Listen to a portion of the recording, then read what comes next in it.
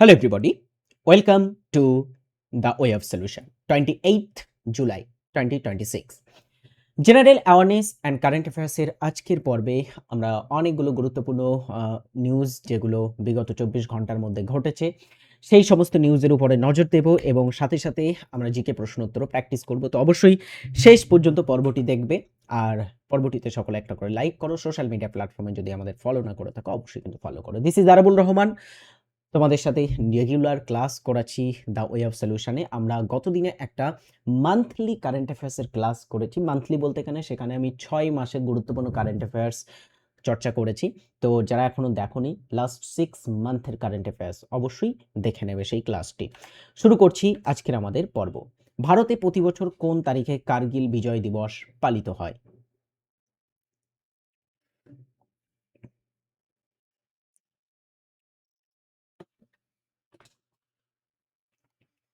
ভারতে প্রতি বছর কার্গিল বিজয় দিবস সালটা ছিল ১৯৯৯। ভারত পাকিস্তানের মধ্যে কার্গিল যুদ্ধ হয় এবং কার্গিল বিজয় দিবস আমরা পালন করে থাকি ২৬শে জুলাই। কার্গিল বিজয় দিবস is celebrated every year on 26th of July. পরের প্রশ্ন অত্যন্ত ইম্পর্টেন্ট প্রশ্ন। সম্প্রতি ভারতের কোন প্রাচীন বৌদ্ধ স্থানটিকে ইউনেস্কো বিশ্ব ঐতিহ্যবাহী স্থানের তালিকায় অন্তর্ভুক্ত করা হয়েছে? ইউনেস্কো ওয়ার্ল্ড হেরিটেজ সাইট আমাদের ভারতবর্ষের বেশ কয়েকটা স্থান এর আগে 44টি স্থান বিশ্ব ঐতিহ্যবাহী স্থানের তালিকাভুক্ত ছিল। সম্প্রতি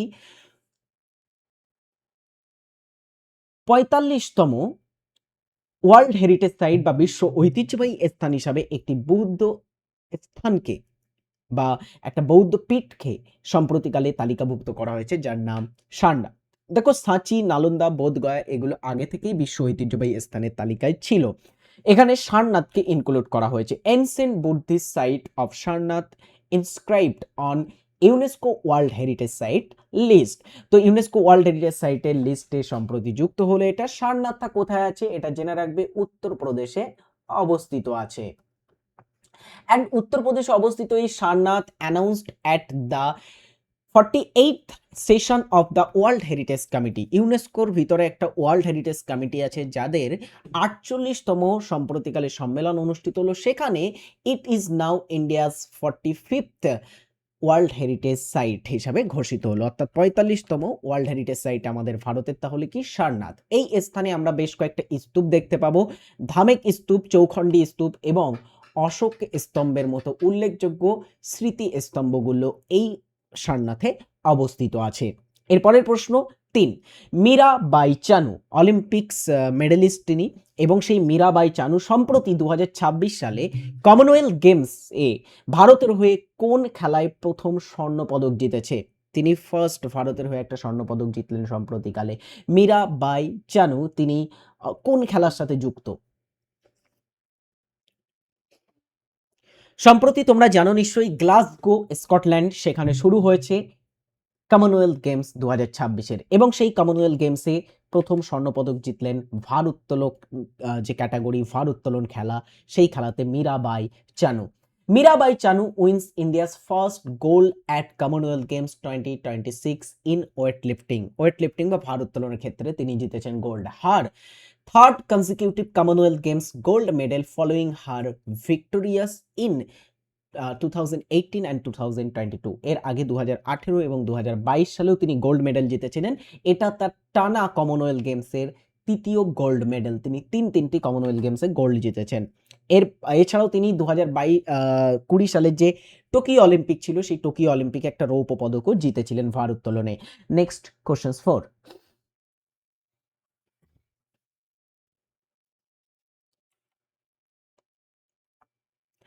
4 নম্বর কোশ্চেন্সে কি বলা হচ্ছে? ২০২৬ সালে অনুষ্ঠিত হতে চলা 18তম ব্রিক্স শীর্ষ সম্মেলনে ভারত কোন প্রতিবেশী দেশের প্রধানমন্ত্রীকে বিশেষ অতিথি হিসাবে আমন্ত্রণ জানিয়েছে?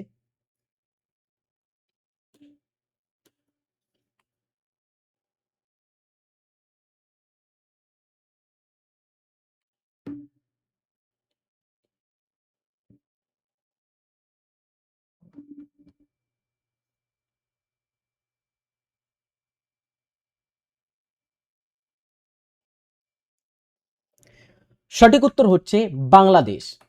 PM Modi invites Bangladesh PM Tarique Rahman to visit India. বাংলাদেশের বর্তমান প্রধানমন্ত্রীর নাম তারেক রহমান, তাকে ভারতের প্রধানমন্ত্রী নরেন্দ্র মোদী সম্প্রতি আমন্ত্রণ জানিয়েছেন 18তম ব্রিক্সের যে শীর্ষ সম্মেলন, প্রধান সম্মেলন, সেটাতে অংশগ্রহণ করার জন্য বিশেষ প্রধান অতিথি হিসাবে তাকে আমন্ত্রণ জানানো হয়েছে।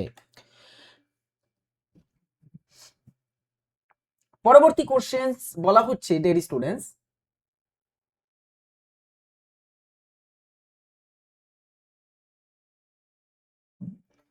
দু কমনওয়েলথ গেমস, সেই গেমসে পুরুষদের 60 কেজি বিভাগ বা 60 কেজি ভারোত্তোলন বিভাগে ভারতের ঋষিকান্ত সিং কোন পদক জিতেছেন? অত্যন্ত ইম্পর্টেন্ট, ঋষিকান্ত সিং সম্প্রতিকালে পদক বিজয় করেছেন কিসে? কমনওয়েলথ গেমসে। কোন খেলাতে? ভারোত্তোলনে। কিন্তু কোন পদক তিনি জিতেছেন? 60 কেজি, 60 কেজি বিভাগে। ঋষিকান্ত সিং জিতেছেন রৌপ্য পদক। দেখো, Commonwealth Games 2026, Rishikant Singh win silver in men's 60 KG weight lifting. এছাড়া কমনওয়েলথ গেমসে রাজা মুথুপান্ডি তিনি claims weight lifting silver as India's medal হাল গ্রোস ইন গ্লাসগোতে আমাদের ভারত লাগাতার পদক জিতছে, পদক তালিকা বেড়ে চলেছে। অ্যান্ড সেখানে মুথুপান্ডি তিনি সিলভার মেডেল জিতেছেন, তিনি ওয়েট লিফটিংয়ে জিতেছেন, এবং 60 কেজি বিভাগের ওয়েট লিফটিংয়ে ঋষিকান্ত সিংও কিন্তু একটি পদক জিতেছেন, সিলভার মেডেল তারা দুজনে জিতেছে। এরপরের প্রশ্ন 6, ওড়িশা সরকার সম্প্রতি এআই ডেটা সেন্টার স্থাপনের জন্য কোন সংস্থার সাথে মৌ স্বাক্ষর করেছে? ওড়িশার মুখ্যমন্ত্রীকে বর্তমানে মোহন চরণ মাঝি বর্তমানে ওড়িশার মুখ্যমন্ত্রী। তো ওড়িশা সরকার না সম্প্রতিকালে তাদের রাজ্যে এআই ডেটা সেন্টার স্থাপনের জন্য একটা কোম্পানির সাথে মৌ স্বাক্ষর করলো, সেটি হচ্ছে HCL. Odisha science MoU with HCL Tech for AI data centre. Question 7, 28শে জুলাই তারিখে প্রতি বছর কোন বিশেষ আন্তর্জাতিক দিবস পালিত হয়?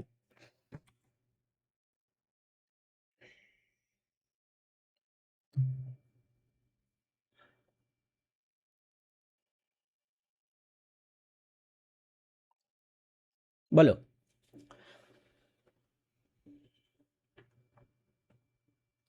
বিশ্ব স্বাস্থ্য দিবস, এইডস দিবস, হেপাটাইটিস দিবস নাকি বিশ্ব যক্ষ্মা দিবস? অ্যান্সার বিশ্ব হেপাটাইটিস দিবস। হেপাটাইটিস হচ্ছে একটি ভাইরাস ঘটিত রোগ এবং তার সচেতনতার জন্য এই দিবসটি পালন করা হয়। বিশ্ব স্বাস্থ্য দিবস এটি প্রতি বছর পালন করা হয় 7 এপ্রিল। বিশ্ব এইডস দিবস হচ্ছে 1 ডিসেম্বর এটাকে পালন করা হয়। বিশ্ব যক্ষ্মা দিবস হচ্ছে 24 মার্চ পালন করা হয়। এই হচ্ছে কয়েকটা গুরুত্বপূর্ণ দিবস। এখানে বলা হচ্ছে world hepatitis day 28 July. Hepatitis হলো যকৃতের একটি প্রদাহ যা সাধারণত ভাইরাস সংক্রমণ, অতিরিক্ত মদ্যপান বা বিষাক্ত পদার্থের কারণে হয়ে থাকে। এর প্রধান প্রকারগুলি হলো হেপাটাইটিস এ, বি এবং hepatitis C. Next question is, সম্প্রতি ভারতের পরীক্ষা ব্যবস্থা সংস্কারের জন্য উচ্চ ক্ষমতা সম্পন্ন টাস্ক ফোর্সের নেতৃত্ব দেওয়ার জন্য কাকে মনোনীত করা হয়েছে? রিসেন্টলি তোমরা জানো পুরো ভারতবর্ষ জুড়ে দিল্লির, বিশেষ করে দিল্লির যন্তর মন্তর এবং পুরো ভারতবর্ষ ইনক্লুডিং কলকাতা বা এক্সেট্রা বিভিন্ন জায়গাতে স্টুডেন্ট প্রোটেস্ট হয়েছিল। অ্যান্ড এই যে স্টুডেন্ট প্রোটেস্ট সেটা হয় শিক্ষা ব্যবস্থার রিফর্মস এবং নিট পেপার লিক সেই সংক্রান্ত বিষয় নিয়ে, এবং সেটার চাপেই কিন্তু ভারতের যিনি আগের শিক্ষামন্ত্রী ছিলেন ধর্মেন্দ্র প্রধান, তাকে পদত্যাগ করতে হয় এবং সম্প্রতিকালে আমাদের নতুন যদি আমরা শিক্ষামন্ত্রী দেখি, প্রহ্লাদ যোশীকে নতুন শিক্ষামন্ত্রী হিসেবে অ্যাপয়েন্ট করা হয়েছে। এটা আমরা গতদিনের কারেন্ট অ্যাফেয়ার্সে পড়েছি। কিন্তু সাথে সাথে আমাদের ভারতবর্ষের প্রধানমন্ত্রী তিনি কিন্তু সম্প্রতি উচ্চ ক্ষমতা সম্পন্ন টাস্ক ফোর্স গঠনেরও তিনি একটা অনুমোদন দিয়েছেন, এবং এটার যে অনুমোদন দেওয়া হয়েছে সেটা গঠনও হয়ে গেছে, এবং তার যিনি নেতৃত্ব থাকছেন তিনি হলেন নন্দন নীলেকানি। দেখো, PM Modi announces formation of high power task force led by technology expert Nandan Nilekarni. The task force will also consist of former IB director Tapan Deka, এর ভিতরে থাকছে ফরমার আমাদের ভারতবর্ষের প্রাক্তন আইবি ইন্টেলিজেন্স ব্যুরোর যিনি প্রধান Tapan Deka, former ISRO chairman, ইসরোর প্রাক্তন চেয়ারম্যান এস সোমনাথ, আইআইটি চেন্নাইয়ের ডিরেক্টর ভি কামাকোটি এবং besides former education secretary Anita, অন্যদিকে ফরমার আমাদের ভারতবর্ষের প্রাক্তন এডুকেশন বা শিক্ষা সচিব Anita Karwal and logistics expert Amrit Lal Meena are also part of the task force. এরাও কিন্তু এই টাস্ক ফোর্সের সদস্য, কিন্তু প্রধান হচ্ছেন নন্দন নীলেকর্ণী। Next questions 9। চীনের হংজৌ শহরে অনুষ্ঠিত আইএসএসএফ বিশ্বকাপ মানে শুটিং বিশ্বকাপ, সেই শুটিং বিশ্বকাপের 2026-এ ভারতের এশা সিং মহিলাদের 25 মিটার পিস্তল ইভেন্টে কোন পদক জয় করেছেন?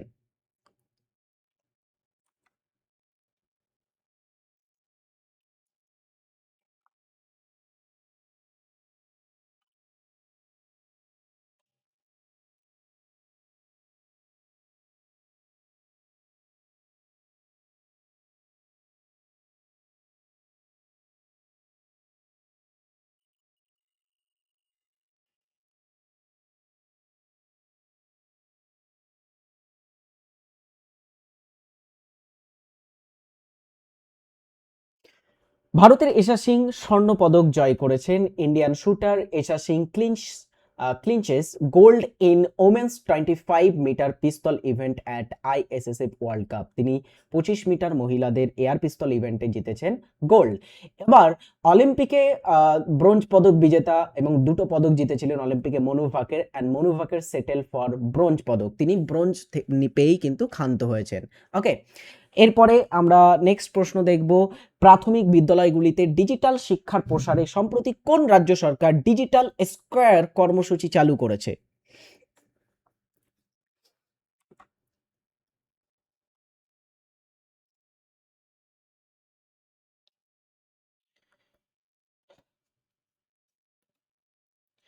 ডিজিটাল স্কয়ার কর্মসূচি চালু করেছে কারা, বলো?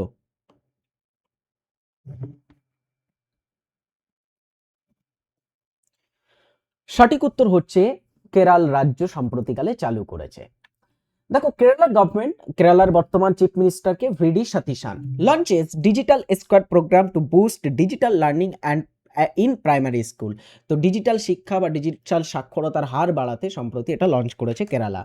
টিডব্লিউএস একাডেমি অ্যাপ ডাউনলোড করো, যারা ডাউনলোড করোনি পেইড ব্যাচে যুক্ত হতে চাইলে অবশ্যই চেক আউট করো। চলো আজকের আমরা এখান থেকে গুরুত্বপূর্ণ কিছু ইম্পর্টেন্ট গুরুত্বপূর্ণ এমসিকিউ দেখে নিই স্ট্যাটিক জিকে বা অন্যান্য বিভিন্ন টপিকের উপর থেকে। বলা হচ্ছে ডেরি স্টুডেন্টস, এখানে তড়িৎ চুম্বকের মূল বা কোর কি দিয়ে তৈরি হয়?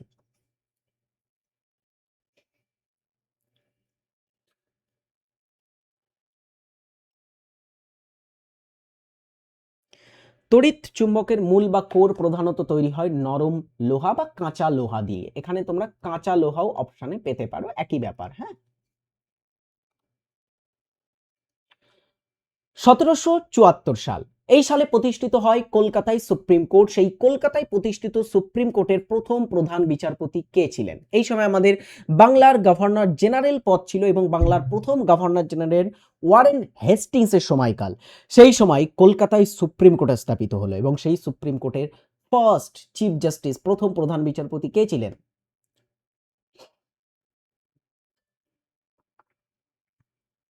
অ্যান্সার হবে স্যার এলিজা ইম্পে।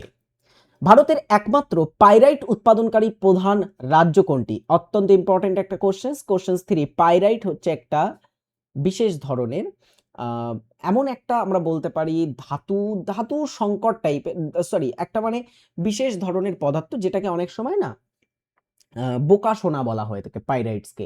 অ্যান্ড এই পাইরাইট যেটা হয়, এই পাইরাইটস প্রধানত কোন রাজ্যে পাওয়া যায় বেসিক্যালি?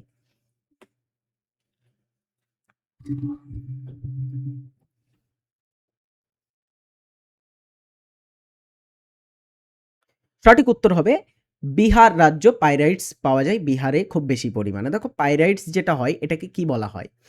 পাইরাইট যা বোকা সোনা বা ফুলস গোল্ড নামে পরিচিত।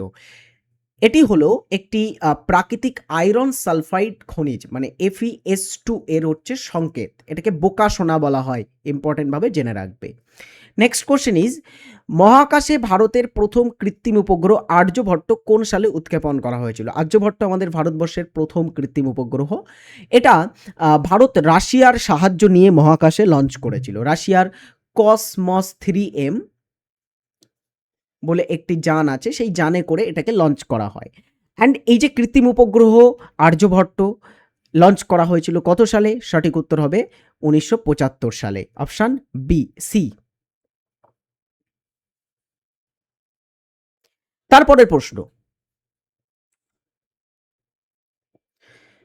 কোশ্চেন ইজ, স্বাধীনতার পূর্বে ভারতের যোজনা কমিশন গঠনের প্রথম চিন্তাভাবনা বা ন্যাশনাল প্ল্যানিং কমিটি কোন সালে গঠিত হয়েছিল এবং তার সভাপতি কে ছিলেন?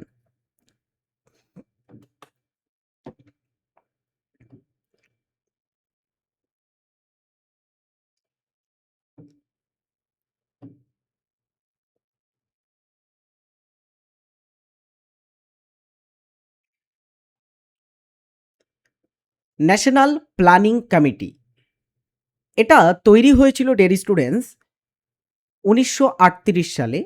জওহরলাল নেহেরু এটাতে সভাপতিত্ব করেছিলেন। ন্যাশনাল প্ল্যানিং কমিটির ফার্স্ট চেয়ারম্যান ছিলেন তিনি। আচ্ছা, এখানে একটা জিনিস তোমরা জেনে রাখো, এই যে 1938 সালে জাতীয় কংগ্রেসের একটা সভা হয়েছিল, জানো? জাতীয় কংগ্রেসের একটা বার্ষিক সভা হয়, সেটা হয়েছিল হরিপুরা সভা, এবং সেই সভায় কে সভাপতিত্ব করেছিল বলতে পারবে? তিনি ছিলেন নান আদার দেন নেতাজি সুভাষচন্দ্র বসু, এবং নেতাজি সুভাষচন্দ্র বসু এই সভাটাতে সভাপতিত্ব করেন, এবং সেখানেই ন্যাশনাল প্ল্যানিং কমিটি তৈরি হয়, আর প্ল্যানিং কমিটির সভাপতি হিসাবে বেছে নেওয়া হয় নেহেরুজিকে। এরপরের প্রশ্ন 6, কিস্ট্রি কোন কোষ অঙ্গাণুতে দেখা যায়?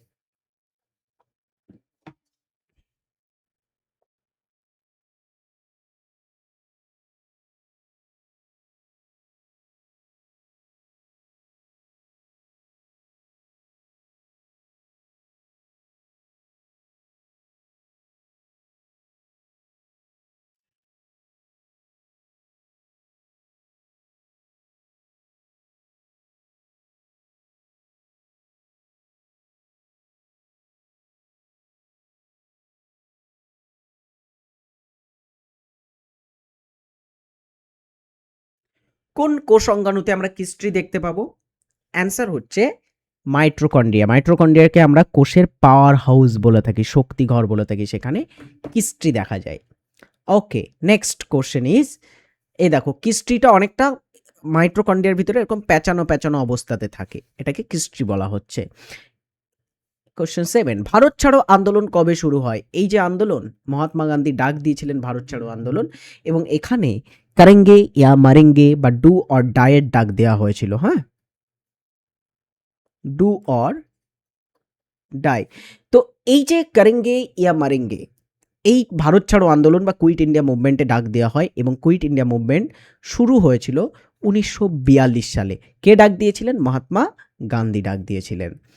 কোশ্চেন্স 8, মহাশূন্য বা মহাকাশে আকাশের রং কালো দেখানোর কারণ কি? মহাকাশে আকাশের রং কালো দেখায়, কেন দেখায়?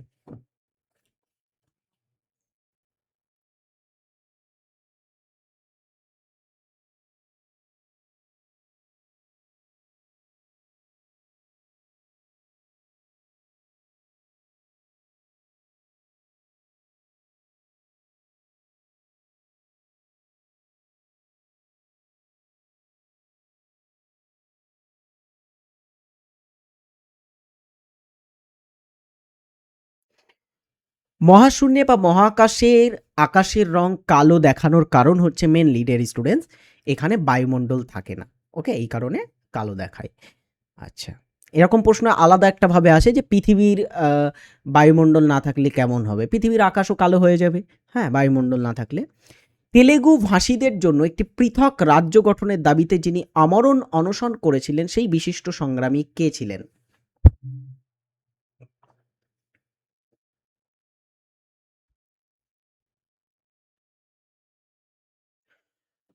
দেখো, তেলেগু ভাষীদের নিয়ে দক্ষিণ ভারতে একটা রাজ্য হয় অন্ধ্রপ্রদেশ রাজ্য, যেটা পরে গিয়ে আবার দুটি ভাগে ভেঙে যায়। হ্যাঁ, অন্ধ্রপ্রদেশ রাজ্য আগে ছিল মাদ্রাজ প্রেসিডেন্সির অন্তর্গত, পরবর্তীতে সেটাকে মাদ্রাজ প্রদেশ থেকে ভাগ করে আলাদা তেলেগু ভাষীদের জন্য রাজ্য গঠনের দাবিতে পট্টি শ্রীরামালু ইনি 58 দিন আমরণ অনশন করেন এবং 1952 সালে তার মৃত্যু ঘটে।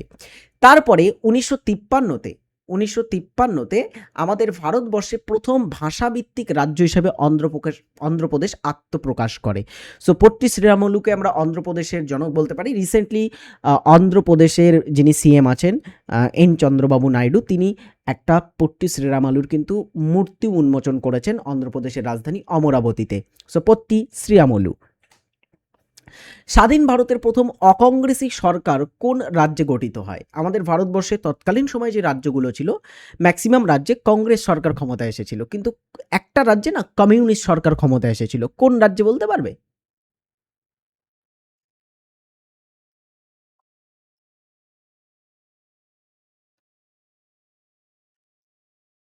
স্বাধীন ভারতের প্রথম অকংগ্রেসি সরকার কেরালায় তৈরি হয় এবং সেখানে কমিউনিস্ট সরকার ক্ষমতায় এসেছিল। এই হচ্ছে আমাদের আজকের গুরুত্বপূর্ণ কোশ্চেন অ্যান্সার। অ্যান্ড একটা বাড়ির কাজ দিয়ে রাখবো, তোমরা কমেন্ট করে জানাবে। নিচে কিছু সংস্থার নাম দেওয়া হচ্ছে, এর ভিতরে নিচের কোনটি ভারতের একটি সাংবিধানিক সংস্থা নয়? কমেন্ট বক্সে জানাবে, এবং সেটা কেন নয় সেটাও যদি তুমি জানো তাহলে এক্সপ্লেন করবে। থ্যাঙ্কস ফর ওয়াচিং, ভালো থাকবে।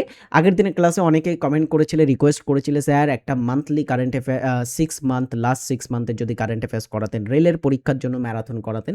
তো একটা অলরেডি করেছি এবং চেষ্টা করবো আরও কয়েকটা ক্লাস করানোর। তো অবশ্যই যারা দেখোনি দ্য ওয়ে অফ সলিউশনে ক্লাসটি লাইভ সেকশনে পেয়ে যাবে, দেখে নেবে। Thanks for watching, tata.